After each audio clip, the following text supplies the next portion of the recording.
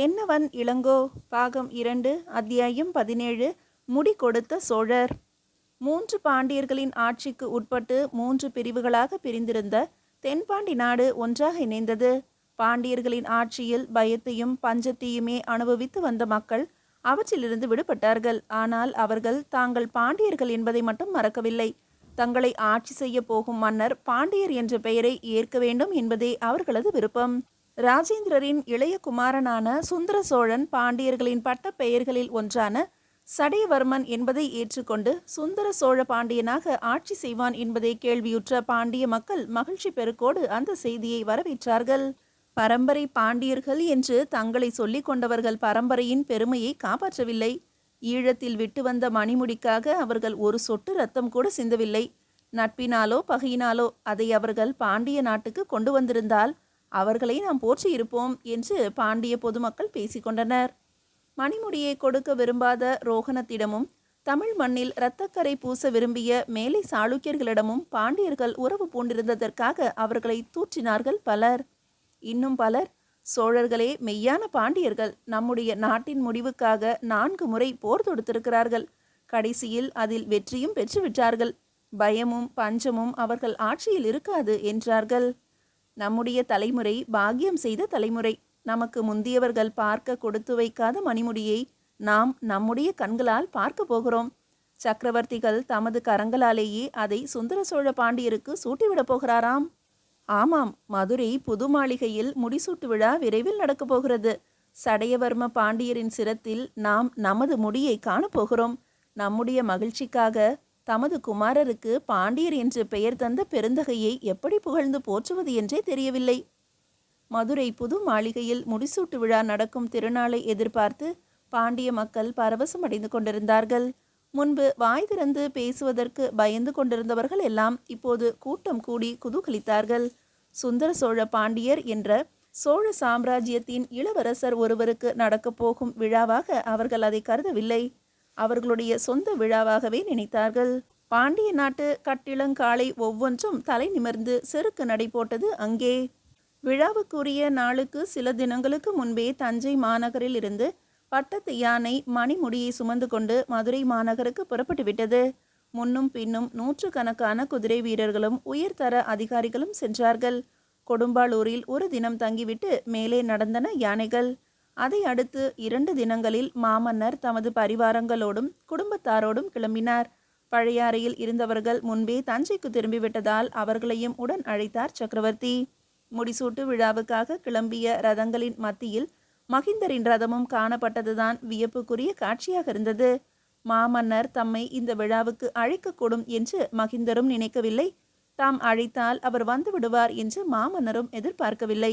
இரண்டுமே எதிர்பாராதவாறு நடந்துவிட்டன. மாமன்னரே மகிந்தரின் மாளிகைக்கு நேரில் சென்று, என் இளைய குமாரனின் முடிசூட்டு விழாவுக்கு தாங்கள் யாவரும் வந்திருந்து எனக்கு மகிழ்ச்சி அளிக்க வேண்டும் என்றார். இந்த செய்தி மகிந்தருக்கு மகிழ்ச்சி அளிக்காத ஒன்று என்பது மாமன்னருக்கு தெரியும்.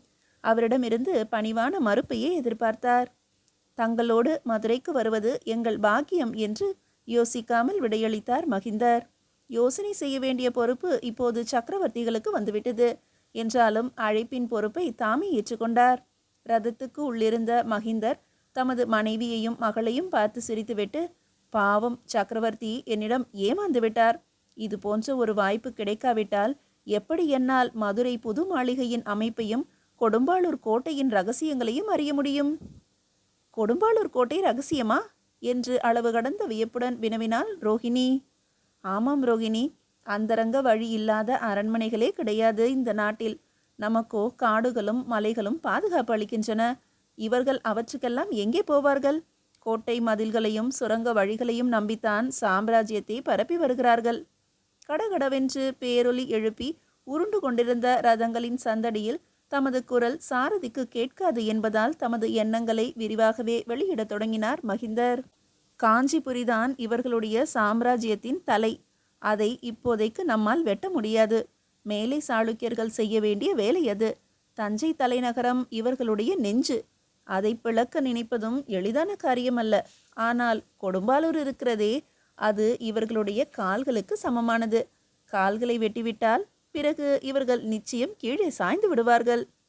ரோகிணியின் முகம் பயத்தால் வெளுத்தது. இளங்கோவின் கால்களை வெட்டி விடுவதற்கு அவளுடைய தந்தை திட்டமிடுகிறாரா? அவள் தன் முகத்தை வேறு புறம் திருப்பிக் கொண்டாள். தான் தவறி ஒரு வார்த்தை கூட சொல்லிவிடக்கூடாது என்று தனக்குள் முடிவு செய்து கொண்டார். மகிந்தர் அவளை லேசில் விடவில்லை. நாம் திரும்பி வரும் வழியில் சில நாட்கள் கொடும்பாளூரில் தங்கி வர வேண்டும் ரோஹிணி என்றார். வேண்டாம் அப்பா, உனக்கு விருப்பம் இல்லாவிட்டால் நீ தஞ்சைக்கு கிளம்பிவிடு. நாங்கள் இருவரும் சில தினங்கள் கொடும்பாளூரில் தங்கிவிட்டு வருகிறோம். ரோஹிணி மௌனமே சாதித்தாள். மதுரை புது மாளிகையின் உள்ளும் புறமும் மக்கள் நிரம்பி வழிந்து கொண்டிருந்தனர். சிற்றரசர்களும் அதிகாரிகளும் தத்தமக்குரிய ஆசனங்களில் அமர்ந்திருக்க, அரச சபை மண்டபத்தின் பீடத்தில் சிம்மாசனத்தில் மாமன்னர் வீற்றிருந்தார். அருகில் இருந்த புதிய ஆசனத்தில் இளவரசன் சுந்தர சோழன் அடக்கத்தோடு அமர்ந்திருந்தான். முடிசூட்டு விழாவுக்கான இதர நிகழ்ச்சிகள் யாவும் ஒருவாறு நடந்து முடிந்தன. அரசு சபை மண்டபத்தில் புதிதாக ஒரு பொன் வளைவு நிர்மாணிக்கப்பட்டு தகதகவென்று மின்னிக் கொண்டிருந்தது. அந்த வளைவின் உச்சிக்கு கீழே நடு மையத்தில் சுந்தர சோழனின் ஆசனத்தை அமைத்திருந்தார்கள். வளைவின் ஒருபுறம் பாண்டிய நாட்டு சின்னமான மீன்கள் பொறிக்கப்பட்டிருந்தன. மறுபுறம் பாயும் புலிகளால் ஆன சின்னம் சுடர் பரப்பி கொண்டிருந்தது. நவரத்தின கற்கள் வைத்து இழைக்கப்பட்ட அந்த வளைவு அங்கிருந்த அனைவரது கவனத்தையுமே கவர்ந்து கொண்டிருந்தது. அந்த வளைவின் உச்சியை தொடுவது போன்ற ஒரு தேக்கு மர ஏணியை அதன் மீது சாய்த்து வைத்திருந்தார்கள். முற்றிலும் பொற்தகட்டிலான ஆன அந்த வளையத்தின் உச்சியில் மாத்திரம் பொன்னாலான வேலைப்பாடுகளை காணோம். புலித்தலையும் மீன் தலையும் சேர்ந்த விதமாக அதை தேக்கில் இழைத்திருந்தார்கள். மாமன்னர் தமது ஆசனத்திலிருந்து எழுந்தார். மக்களது ஆரவாரமும் ஒன்றாக எழுந்தது. கை அமர்த்தினார். மூச்சு இழையும் ஒலி கூட எழவில்லை. இது இந்த நாட்டின் பழம்பெரும் மணிமுடி. இதன் சரித்திரம் உங்கள் எல்லோருக்கும் தெரியும். ராஜசிம்ம பாண்டியரின் முன்னோர்கள் இதை ஈழ நாட்டு மன்னர்களின் காலடியில் வைப்பதற்காக செய்திருக்க மாட்டார்கள். ஆனால் ஏனோ அவர் அப்படி செய்துவிட்டார். அவரை குறை கூறி பயனில்லை. அவர் செய்த செய்கையால் அவருக்கு பின்பு ஒரு கோழைகளின் பரம்பரையே உருவாகிவிட்டதை அவர் ஆவி உணர்ந்திருக்கும். இதன் விலை 1,00,000 வீரர்களின் உயிர். ஆம், 4 போர்களிலும் நாம் பறிகொடுத்த வீரர்களின் எண்ணிக்கை. இது பாண்டியர்களின் பண்பு வேறு, சோழர்களின் பண்பு வேறு என்று எங்கள் மூதாதையர்கள் நினைத்திருந்தால் இதற்காக இவ்வளவு போராட்டம் நடத்தி இருக்க மாட்டார்கள். தோல்வியுற்றிருக்க மாட்டார்கள். பாண்டியர்கள் வேறு, சோழர்கள் வேறு என்று இன்னும் நீங்கள் நினைக்கிறீர்களா? இல்லை இல்லை இல்லை என்று ஆயிரக்கணக்கான குரல்கள் அவருக்கு மறுமொழியளித்தன. இளவரசன் சுந்தர சோழன் இந்த முடிக்காக போராடிய பரம்பரையில் பிறந்தவன். இவனை சடையவர்ம பாண்டியன் என்று அழைப்பதில் நான் பெருமை கொள்ளுகிறேன். என்னுடைய கருத்தை நீங்களும் ஒப்புக்கொள்வீர்களா? சடையவர்ம சுந்தர சோழ பாண்டியர் வாழ்க என்ற பேரொலிகள் எழுந்து புது மாளிகை மண்டபத்தையே அதிர வைத்தன. அப்படியானால் இந்த முடிக்கு ஏற்றவன் சடையவர்மன் என்பதுதானே உங்கள் கருத்து? ஆமாம் ஆமாம், நான் அப்படி நினைக்கவில்லை என்று அவர் கூறியவுடன் அந்த அரசு சபை மண்டபம் முழுவதுமே பயங்கரமானதோர் அமைதியில் ஆழ்ந்தது. ஆம், நான் அப்படி நினைக்கவில்லை என்று குரல் எழுப்பினார் சக்கரவர்த்தி. இந்த மணிமுடியே இந்த நாட்டின் உண்மையான பேரரசாக விளங்க வேண்டும். இந்த மணிமுடியை செய்த பெருநில மன்னரின் ஆன்மாவுக்கு நாம் அஞ்சலி செய்வோம். இதையே இந்த நாட்டுக்கும் பேரரசாக்குவோம். இந்த மணிமுடி இருக்க வேண்டிய இடம் எது தெரியுமா? மளமளவென்று ஏணியின் மீது ஏறி அந்த பொன் வளைவின் உச்சியில் அதை பொருத்தி வைத்தார் சக்கரவர்த்தி. அங்கிருந்து இறங்கி வந்து, அந்த முடியின் சார்பில் உங்களுடைய பாதுகாவலனாக இனி சுந்தர சோழ பாண்டியன் ஆட்சி செய்வான் என்றார். 1000 கண்கள் ஆனந்த கண்ணீர் சொரிந்தன. முடிகொடுத்த சோழவள்ளலே என்று உணர்ச்சி பொங்க கூவினார் ஒரு பெரியவர். முடிகொடுத்த சோழவள்ளல் வாழ்க என்ற ஆரவாரம் அடங்கவே இல்லை. இதோ இதுவே இன்றைக்கு நான் என் இளைய குமாரனுக்கு இளவரசன் என்ற முறையில் சூட்டப்போகும் முடி என்று வல்லவரையர் பொற்தட்டில் ஏந்தி நின்ற முடியை தமது கரங்களில் எடுத்தார் மாமன்னர். மணிமுடியை இளவரசனின் சினத்துக்கு அருகே அவர் கொண்டு செல்வதற்குள் மலர் மாறி நாலாபுறங்களிலிருந்தும் பெய்ய தொடங்கியது. சிரத்தில் அதை சூட்டுவதற்காக இளவரசனை நெருங்கினார் சக்கரவர்த்தி. அதற்குள் எங்கிருந்தோ ஒரு அம்பு பாய்ந்து வந்து அவர் கரத்தில் தைத்தது. முடியின் மீது 2 சொட்டு இரத்த துளிகள் உதிர்ந்தன. மாமன்னர் தமது கரங்களில் இருந்து முடியை நழுவ விடவில்லை. அந்த அம்பில் சிறிய ஓலை நறுக்கு ஒன்று கட்டப்பட்டிருப்பதை கண்ணுற்றார். மகிந்தரின் முகத்திலோ உயிர்களை வற்றிவிட்டது. மீதியை அடுத்த அத்தியாயத்தில் காணலாம். அத்தியாயம் 18. பாசத்தின் பிடிப்பு. மின்னலென பாய்ந்து வந்து தமது இடது கரத்தில் தைத்து வீழ்ந்த கூரம்பை ராஜேந்திர மாமன்னர் ஒரு கணம் உற்று பார்த்தார். அந்த அம்பு எந்த நாட்டை சேர்ந்தது என்பது அவருக்கு உடனே விளங்கிவிட்டது. அது தாங்கி வந்த நறுக்கு ஓலையின் மீது தமது பாதத்தை ஊன்றி அதை காலின் கீழே நன்றாக மறைத்து கொண்டார். அருகில் இருந்த ஒரு சிலரை தவிர மற்றவர்களுக்கு அம்பு பாய்ந்ததுதான் தெரிந்தது. அது சுமந்து வந்த ஓலை தெரியவில்லை. ஆனால் சற்று தொலைவில் இருந்தாலும் மகிந்தரின் கழுகு கண்கள் அதை கவனித்துவிட்டன. நொடி பொழுதுக்குள் சபை மண்டபமே கொழுத்து எழுந்தது. நாலாபுரத்திலும் ஆவேச கூக்குரல்கள் கிளம்பின.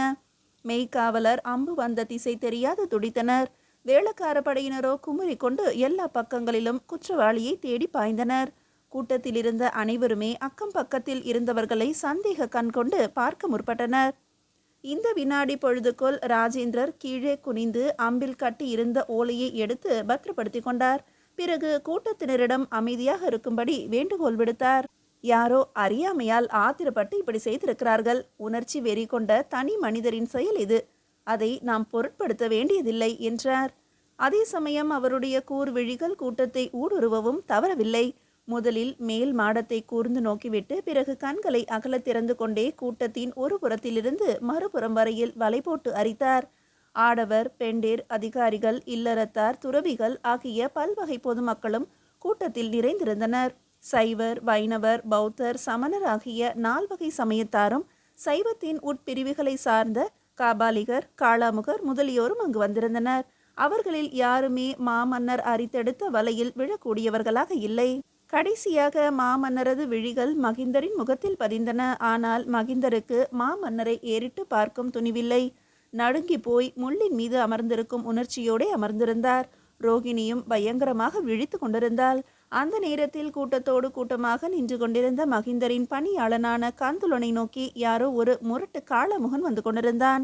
அவனை பார்ப்பதற்கே பயங்கரமாகவும் அருவருப்பாகவும் இருந்தது கந்துலனுக்கு. செம்பட்டை நிற தாடியும் மீசையுமாக சடை முடியோடு காட்சியளித்தான் அந்த காளாமுகன். கண்கள் சிவந்திருந்தன. மேனியெல்லாம் வெந்நீரும் பூச்சுமாய். இடையில் புலித்தோலை சுற்றி கையில் திரிசூலம் ஏந்தியபடி அவன் நடந்து வந்தான். அவனிடமிருந்து தப்பிச் செல்ல வேண்டும் போல தோன்றியது கந்துலனுக்கு. ஆனால் காளாமுகன் அவனை விடுவதாக இல்லை. கூட்டத்திலிருந்து மற்றவர்கள் சந்தேகப்படாத வண்ணம் அவனை தொடர்ந்து சென்று ஒரு தூணின் மறைவில் அவனை எட்டி பிடித்து நிறுத்தினான்.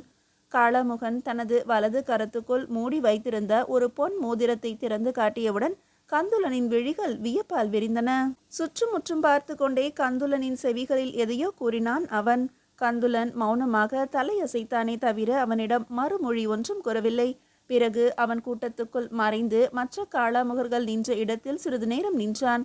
அடுத்தாற்போல எங்கு சென்றானோ தெரியவில்லை.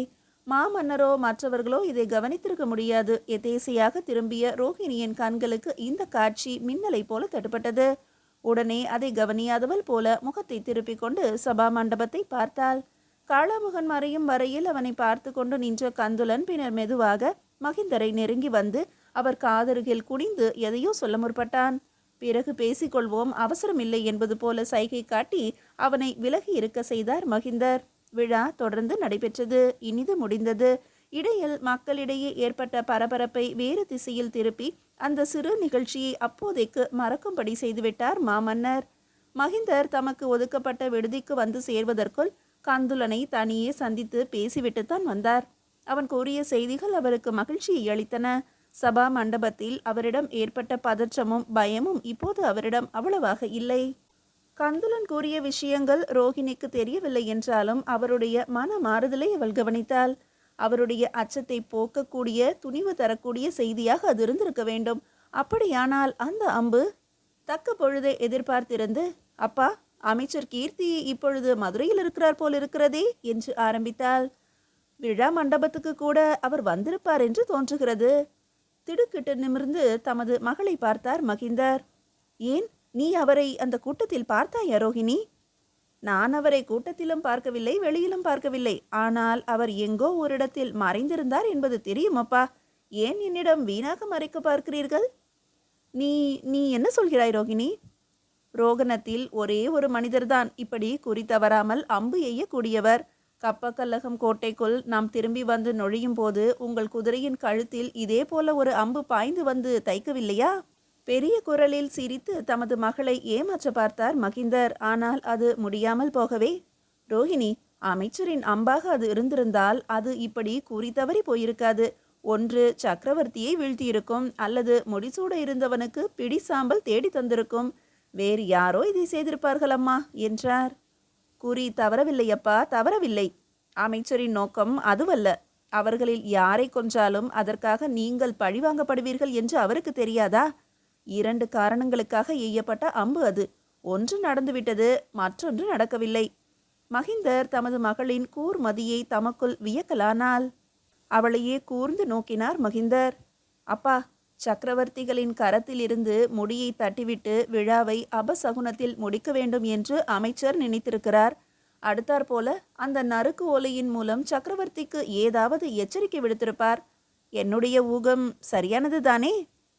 என்ன அப்பா, தீவிரமாக யோசனை செய்கிறீர்கள்? உன்னுடைய அறிவும் திறமையும் வீணாக போய்விடக்கூடாது என்று கவலைப்படுகிறேன் ரோஹிணி.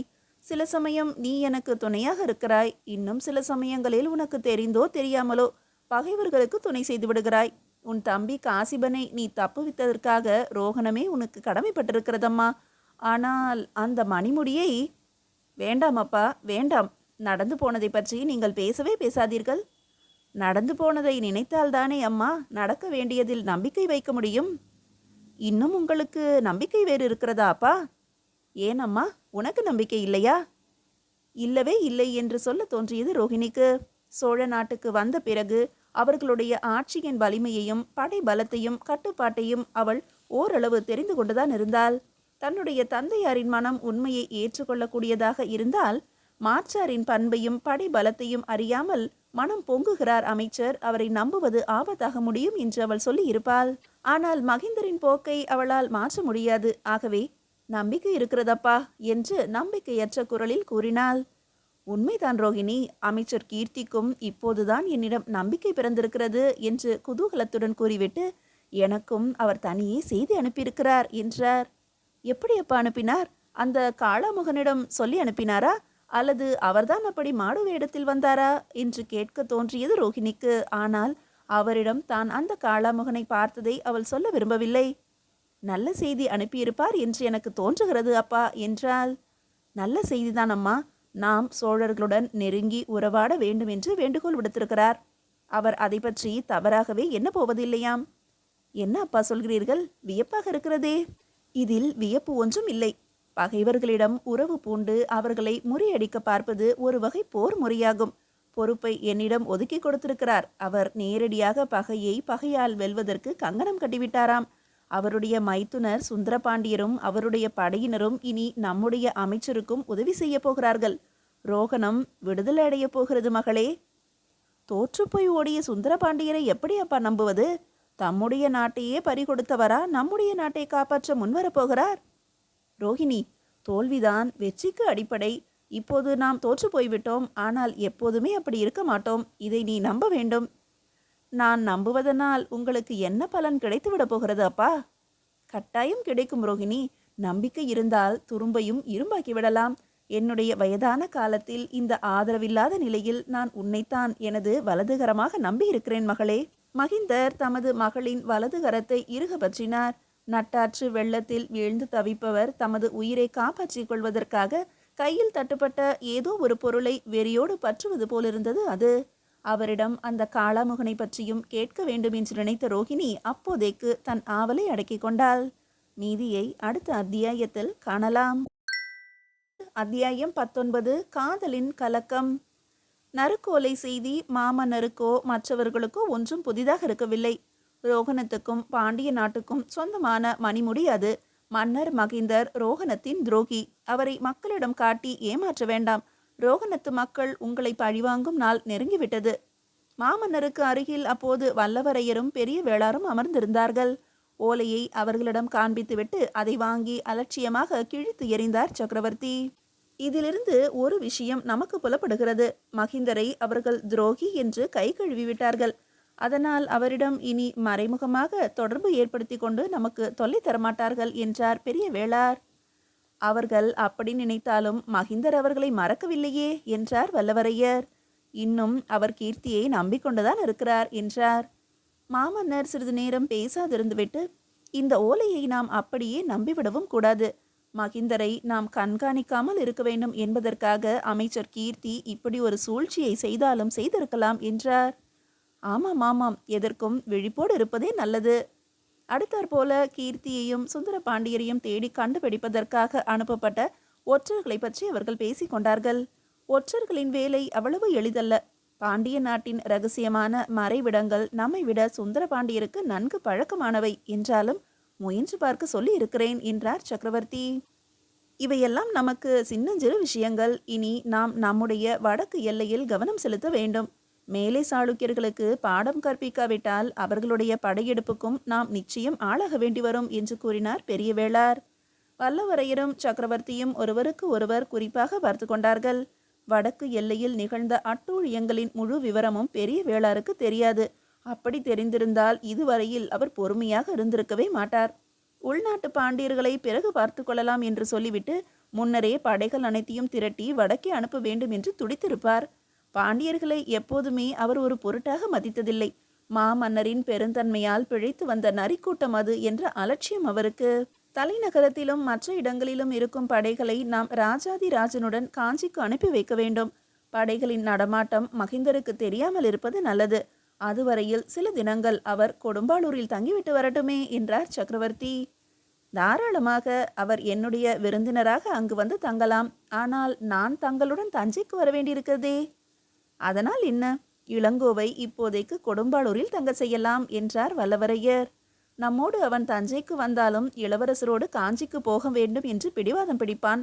நாமோ உடனடியாக போரை தொடங்க போவதில்லை. அதனால் அவனும் கொடும்பாளூரில் இருப்பதுதான் உத்தமம். 1 வாரம் அல்லது 10 நாள் சென்று நம்முடைய வேலைகள் முடிந்த பிறகு நாம் அவர்களை தஞ்சைக்கு அழைத்து கொள்ளலாம். இந்த ஏற்பாட்டின்படி பெரிய வேளார் தாமே நேரில் சென்று மகிந்தரை தமது விருந்தினராக கொடும்பாளூரில் வந்து தங்கும்படி கேட்டுக்கொண்டார். தாம் எதிர்பார்த்து கொண்டிருந்த அரிய வாய்ப்பு முயற்சி இல்லாமல் தானே வருவதைக் கண்டு மகிந்தருக்கோ பேரானந்தமாக இருந்தது. தங்களுடைய அன்புக்காக நன்றி சொல்ல கடமைப்பட்டிருக்கிறேன். எனக்கும் பொழுது போக வேண்டுமல்லவா? இருக்கும் பொழுது எல்லாம் இனிமேல் சைவ சமயத்தை பற்றிய ஆராய்ச்சியில் கழிக்க வேண்டும் என்று எனக்கு ஆசை வந்திருக்கிறது. சைவத்தின் உட்பிரிவுகளாக பல பல கிளைகள் இங்கே இருக்கின்றன. அவை வேடிக்கையாகவும் வினோதமாகவும் தோன்றுகின்றன. பௌத்த சமயத்தை சார்ந்த ஒருவரிடமிருந்து சைவம் என்ற பெயரை கேள்வியுற்ற உடனேயே பெரிய வேளாருக்கு பெருமை தாங்கவில்லை. சக்கரவர்த்தியை போன்று எல்லா சமயத்தாரையும் பரந்த மனப்போக்குடன் நோக்கும் தன்மை அவரிடம் கிடையாது. அதனாலேயே அவர் மகிந்தரை பற்றி தமக்குள் வியப்படையலானார். உங்களுடைய ஆராய்ச்சியை தொடங்குகின்ற இடம் கொடும்பாளூராக இருக்கட்டுமே. எங்கள் முன்னோர்கள் கட்டி வைத்த மூவர் கோயிலையும் 5 கோயிலையும் நீங்கள் சென்று பார்க்க வசதி செய்கிறேன். மூவர் கோயிலுக்கு அருகிலேயே காளாமுகர்களுக்கு ஒரு பெரிய மடமும் கட்டி கொடுத்திருக்கிறோம். முன்பெல்லாம் காபாலிகர்கள் சிலரும் அங்கே வந்து இருந்திருக்கிறார்கள். அவர்கள் போக்கை மக்கள் அவ்வளவாக விரும்பாததால் அவர்கள் சமயம் இப்போது நசிந்து வருகிறது. பெரிய வேளார் பெருமகிழ்ச்சியோடு மகிந்தரின் விடுதியிலிருந்து சென்றார். வாழ்க்கையில் வெற்றி பெற்றவர்களும் சமயத்துறையை அணுகுவதுண்டு, தோல்வியுற்றவர்களும் அணுகுவதுண்டு. மகிந்தரின் பேச்சை நம்பிய பெரிய வேளார் இது அவருடைய அரச வாழ்வு துறவு மனப்பான்மை என்று எடுத்துக்கொண்டார். இனி அவர் சைவத்தில் ஊறி ரோகணத்தின் நினைவுகளை மறக்க விரும்புகிறார் போலும் என்று எண்ணிக்கொண்டார். தஞ்சைக்கு புறப்பட்ட எல்லா ரதங்களுமே வழியில் கொடும்பாளூரில் ஒரு பொழுது தங்கின. மகிந்தரின் குடும்பத்தாரை கவனிக்கும் பொறுப்பை இளங்கோவிடமும் அவனுடைய அன்னையாரிடமும் விட்டுவிட்டு மற்றவர்கள் தஞ்சைக்கு கிளம்பினார்கள். தமக்கு பதிலாக தம்முடைய குமாரன் அங்கு இருப்பான் என்று மகிந்தரிடம் கூறிவிட்டு பெரிய வேளார் விடை பெற்று கொண்டார். ஆதித்த பிராட்டியார் பெரிய உருவமும் பெரிய உள்ளமும் படைத்தவர். ரோகணத்து பட்ட மகிழ்ச்சியின் வரவு அவருக்கு மிகுந்த மகிழ்ச்சியை தந்தது. பெண் குழந்தை இல்லாத குறை அவருக்கு. அதை நிறைவு செய்ய வந்தவளாக ரோஹிணியை நினைத்து கொண்டார். ரோஹிணியின் மனநிலையோ அவள் வாழ்நாளில் இதற்கு முன்பு என்றுமே இப்படி இருந்ததில்லை. அருள்மொழி எங்கே அங்கு தன்னுடன் தங்கிவிடப் போகிறாளோ என்ற அச்சம் கொடும்பாளூருக்கு வரும் வரையில் அவளை வாட்டி கொண்டிருந்தது. அதற்கு முன்பாக இளங்கோவுடன் ஒன்றாக அருள்மொழி பழையாறைக்கு சென்றபோதே ரோஹிணியால் அதை பொறுக்க முடியவில்லை. தன்னையும் அழைத்திருந்தால் அவள் தவறாது சென்றிருப்பாள். ஆனால் அந்த பிரிவின் போதுதான் இளங்கோவின் அருமை அவளுக்கு நன்றாக தெரிந்தது. ஒவ்வொரு நாளும் அவள் தன்னையே நொந்து கொண்டாள். பழையாறைக்கு புறப்பட்ட சமயத்தில் அவன் அவளிடம் கூறிய ஒவ்வொரு சொல்லும் ஒரு வாளாக மாறி அவள் மனதை அறுத்து கொண்டிருந்தது. எனக்கு மிகவும் விருப்பமான இடம் பழையாறை. சக்கரவர்த்திகளும் என்னை விரும்பி அழைத்திருக்கிறார் என்று இளங்கோ ரோஹிணியிடம் கூறிய போது விருப்பம் என்ற சொற்களை மிகவும் அழுத்தமாகவே உச்சரித்தான். விருப்பம் இல்லாதவளிடம் நான் ஏன் பேசிக்கொண்டு நிற்க வேண்டும் என்று அவளிடம் அவன் மறைமுகமாக குத்தி காட்டியது போல தோன்றியது. நான் உங்களை விரும்புகிறேன் இளவரசே என்று மனதார அவள் அப்போது சொல்ல துடித்தாள். ஆனால் அப்படி சொல்லக்கூடிய சூழ்நிலை அங்கே இல்லை. அவள் சொல்லி இருந்தால் அத்துடன் குலுங்கி குலுங்கி அழுதிருப்பாள். மற்றவர்கள் முன்னிலையில் கண்ணீர் சிந்தினால் அது அவளை காட்டி கொடுத்துவிடும். பழையாறைக்கு இளங்கோ சென்ற பிறகு அதே சொல்லை தனக்குள் 1000 முறை சொல்லி சொல்லி பார்த்து கொண்டாள் ரோஹிணி. ஆனால் ஒரு முறையாவது இளங்கோவிடம் நேரில் சொல்வதற்கு அவளுக்கு வாய்ப்பு கிடைக்கவில்லை. கொடும்பாளூரில் அவனுடைய சொந்த தலைநகரில் அவன் மேற்பார்வையில் அவனுடைய விருந்தினராக தங்கும் வாய்ப்பு கிடைத்தவுடன் ரோஹிணியின் தலை ஆனந்தத்தால் சுழன்றது. அந்த நகரத்தின் மண்ணையும் மாளிகைகளையும் மக்களையும் அவன் தாயாரையும் அவள் முழு மனதோடு நேசித்தாள். நிச்சயமாக அருள்மொழி அங்கு தங்க போவதில்லை என்று கண்ட பிறகு அவள் மீது கூட ரோஹிணிக்கு பேரன்பு பிறந்துவிட்டது. ரதத்துக்குள் அவர்கள் ஏறிக்கொண்டவுடன் ஓடோடி சென்று, அக்கா, நீங்கள் பழையாறைக்கு போன போது என்னை தனியே விட்டுவிட்டு போய்விட்டீர்கள். இங்கேயாவது என்னோடு தங்குவீர்கள் என்று நினைத்தேன். இங்கும் தனியே விட்டு செல்கிறீர்களே. என்னோடு நீங்களும் தங்கையும் இங்கே தங்கக்கூடாதா அக்கா? நீ வருவாய் என்று தெரிந்திருந்தால் பழையாறைக்கு உன்னை அழைத்து சென்றிருப்பேன். ஆனால் கொடும்பாளூரில் இப்போதைக்கு எங்களால் தங்க முடியாது. தந்தையாரின் கட்டளைப்படிதானே நாங்கள் நடக்க வேண்டும். விரைவில் நீயும் தானே அங்கு திரும்ப போகிறாய் என்றாள் அருண்மொழி. கொடும்பாளூர் இளவரசருக்கு உடம்பு குணமாகிவிட்டது. இல்லாவிட்டால் அவருக்கு மருந்து அரைத்து கொடுப்பதற்காக தமக்கு யார் இங்கே தங்கி இருப்பார்கள் என்று சொல்லி சிரித்தாள் அம்மங்கை தேவி. அருள்மொழியின் முகம் அப்போது நாணத்தால் கவிழ்ந்ததால் ரோஹிணியின் முகத்தில் திடீரென்று ஏற்பட்ட மாற்றத்தை அவள் கவனிக்கவில்லை. அதை கேள்வியுற்ற ரோஹிணி ஒரு கணம் கூட ரதத்தின் அருகில் தாமதிக்காமல் திரும்பி வந்தாள். நம்மோடு ஒன்றாக இருக்க முடியவில்லை என்று ரோஹிணிக்கு வருத்தம் போலும் என்று தமக்கு இடம் கூறினாள் அம்மங்கை. ரதங்கள் மெல்ல நகர்ந்தன. கொடும்பாளூர் மரங்கள் அப்போது பொன்னிறமான கொழுந்து இலைகள் விட்டு புத்தாடை புனைந்து கொண்டிருந்தன. வீசிய காற்றில் இளவேநீர் காலத்தின் புது மனம் கலந்திருந்தது. அரண்மனை தோட்டத்தில் கிளிகள் கொஞ்சிக் கொண்டு சிறகடித்தன. எங்கு திரும்பினாலும் புத்தம் புது பூக்கொண்டை சுமந்த செடி கொடிகள். வருடத்தில் ஒரே ஒரு முறை, அதுவும் ஒரே ஒரு மாதம்தான் கொடும்பாளூரில் இயற்கை தேவி இத்தனை எழிலோடு கொலு வீற்றிருப்பாள். ரோஹிணியை அந்த நகரத்தின் அழகு அவளது முதல் பார்வையிலேயே மயக்கிவிட்டது. எப்போதுமே இந்த நகரம் இப்படித்தான் இருக்கும் போலும் என்று எண்ணி மனம் பூரித்தாள் அவள். கொடும்பாளூர் இளவரசர் கொடுத்து வைத்தவர்தாம். 2வது நாள் மாலை மகிந்தரும் ரோஹிணியும் இளங்கோவுடன் நகரை சுற்றி பார்ப்பதற்காக கிளம்பினர். அலங்கரிக்கப்பட்ட அரண்மனை ரதம் வேகமாக பல இடங்களுக்கு சென்று கொண்டிருந்தது. நகரத்தின் வடக்கு எல்லைக்கு அப்பால் இருந்த முருகன் திருத்தலமான திருமயில் குன்றம் பச்சை பசையில் என்று தோற்றமளித்தது. அதோ அந்த குன்றை பார்த்தாயா ரோஹிணி என்று ரதத்தில் இருந்தவாறே சுட்டிக்காட்டினான் இளங்கோ. பச்சை மரங்களால் சூழப்பட்டிருந்த குன்றின் இடையிடையே நவரத்தின கற்களை போன்ற பல நிற மலர்கள் தெரிந்தன. ஆனால் அந்த மலர்கள் ஒரே இடத்தில் இருப்பவை போல தோன்றவில்லை. இங்கும் அங்கும் அடிக்கடி பறந்து சென்று வெவ்வேறு இடங்களை அழகு செய்தன. விந்தியாக இருக்கிறதே, பறக்கும் மலர் கூட்டம் கூட உங்கள் நாட்டில் இருக்கிறதா? விழுந்து விழுந்து சிரித்தான் இளங்கோ. மகிந்தர் தமது விழிகளை இடுக்கிக் கொண்டு கூர்ந்து நோக்கினார். அதற்குள் ரதமும் திருமயில் குன்றத்தை நெருங்கிவிட்டது. தெரிகிறது தெரிகிறது, இப்போது தெரிகிறது என்று குதித்தாள் ரோஹிணி. அவ்வளவும் தோகை மயில்கள். இளவரசே, இத்தனை மயில்களையும் நீங்கள் எங்கிருந்து இங்கு கொண்டு வந்தீர்கள்? எப்படி கொண்டு வந்து சேர்த்தீர்கள்? நாங்கள் கொண்டு வரவில்லை, அவைகளாக வந்திருக்கின்றன. மலையின் உச்சியில் இருக்கும் குமரனின் திருத்தலத்தை பார். குமரன் இருக்குமிடம் தேடி மயில்கள் பறந்து வந்திருக்கின்றன. இதை தங்கள் இருப்பிடமாகவும் கொண்டு விட்டன. இளவரசே, ரதத்தை சற்று நிறுத்த சொல்லுங்கள். அப்பா, இன்றைய பொழுதை இந்த குன்றின் கீழே கழித்துவிட்டு போகலாம் அப்பா. ரதத்திலிருந்து இளங்கோ கீழே குதித்தான். ரோஹிணியும் உற்சாகத்தோடு இறங்கி வந்தாள். மகிந்தர் மாத்திரம் இருப்பிடத்தை விட்டு அசையவில்லை. நீங்கள் குன்றை சுற்றி பாருங்கள். அதற்குள் நான் கிழக்கே தெரியும் சாலையில் சிறிது தூரம் போய்விட்டு திரும்பி வந்து விடுகிறேன். மகிந்தருக்கு நகரத்தின் எல்லைகளை கண்டுகொள்ள வேண்டியிருந்தது. கிழக்கு எல்லையை அவர் விட்டுவிட விரும்பவில்லை. மற்றவர்களுடன் இருந்து பார்ப்பதை விட தனியாக சென்றால் நன்றாக பார்க்க முடியும். அதுதான் தக்க சமயம் என்று நினைத்தார் அவர். சாரதியிடம் அவரை பத்திரமாக அழைத்து செல்லும்படி உத்தரவிட்டான் இளங்கோ. மெதுவாக சென்று வாருங்கள் அப்பா என்று கூறிய ரோஹிணி மறுகணம் தோகை மயிலாகவே மாறிவிட்டாள். குன்றின் மேல் அவள் நடந்த நடை இளங்கோவுக்கு அப்படித்தான் தோன்றியது. நொடிக்கு ஒருமுறை அவள் அவனை திரும்பி பார்த்த பார்வை அவனுக்கு புள்ளிமானை நினைவூட்டியது. மயில்களும் அவர்களை கண்டு மருளவில்லை. மாறாக சில மயில்கள் அவர்களை வேடிக்கை பார்த்தன. சில தோகை விரித்தாடின, சில நடை பழகி காட்டின. தாழ்ந்த மரக்கிளையின் மீது சாய்ந்து கொண்டு உட்கார்ந்தான் இளங்கோ. அவனது காலடியில் கிடந்த ஒரு பாறையில் ரோஹிணி அமர்ந்தாள். வெகுநேரம் அவனையே பார்த்து கொண்டிருந்தாள். தேவ கன்னிகைகளுக்கு கன்னிமைக்கும் பழக்கம் இல்லையாம். ரோஹிணியும் தேவ கன்னிகையாக மாறிவிட்டால் போலும். இளங்கோவுக்கு சிரிப்பு வந்தது. என்ன ரோஹிணி, என்னிடம் நீ இன்றைக்கு என்ன புதுமையை கண்டிருக்கிறாய்? உங்களையே உற்று பார்க்கும் மயில்களிடம் கேளுங்கள். அருகில் நிற்கும் மயில்களெல்லாம் ஆண் மயில்கள் ரோஹிணி. அவை எனக்காக இங்கே நிற்கவில்லை. ரோஹிணியின் முகம் சிறிது சிறிதாக சிவந்து தாமரை நிறம் அடைந்தது. பிறகு அவள் தன் தலையை கவிழ்த்து கொண்டாள். இது போன்ற ஒரு தோற்றத்தில் அவன் ரோஹிணியை இதற்கு முன்பு கண்டதே இல்லை. ரோஹிணி, தலை நிமிர்ந்து புன்னகை பூத்தாள் அவள். உங்களை இப்படியே சித்திரத்தில் எழுதி பார்க்க வேண்டும் என்று தோன்றியது எனக்கு. திரைசீலையையும் தூரிகையையும் தஞ்சையில் வைத்துவிட்டு வந்திருக்கிறேன். அதற்காகத்தான் இப்படி. சொற்களை அவள் முடிக்கவில்லை. மனதுக்குள்ளே சித்திரம் வரைந்து கொள்ளுகிறாய் போல் இருக்கிறது. அத்துடன் அவன் நிறுத்தவில்லை. எவனை நீ விரும்பவில்லையோ அவனுடைய சித்திரம் எப்படி உன் மனதில் பதியும் என்றான். இளவரசே என்று கூறிக்கொண்டு சரையில் என்று எழுந்தாள் ரோஹிணி. அவன் அருகில் நெருங்கி சென்றாள்.